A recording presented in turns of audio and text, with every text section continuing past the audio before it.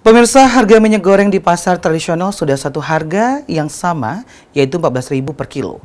Termasuk juga dijual pedagang pasar satelit.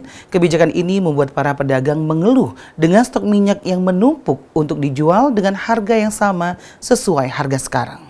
Kebijakan minyak goreng satu harga Rp14.000 per kilo sudah diterapkan di pasar tradisional di Lubuk Linggau pada Kamis 27 Januari 2022. Artinya masyarakat yang belum mendapatkan minyak goreng di retail modern sudah bisa membeli di pasar tradisional. Pedagang pasar Arifai menjelaskan, untuk sekarang harga minyak goreng sudah mengikuti harga satuan harga, yaitu Rp14.000 per kilogram. Kendati sudah satu harga, pedagang pasar masih mengeluhkan kerugian dikarenakan harga stok minyak sebelum disubsidi Rp17.000 per kilo, namun harus dijual dengan harga Rp14.000 per kilogram.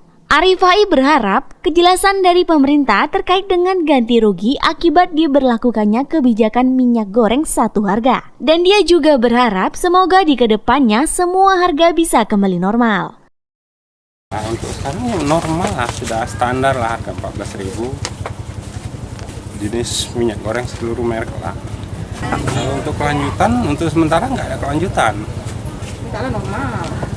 Iya, tapi kita jual dengan harga yang sekarang, menurut harga sekarang. Rp14.000.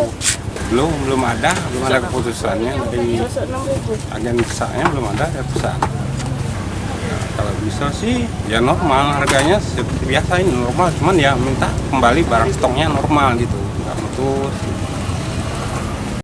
Yolanda Monika Putri, Silam Pari TV melaporkan.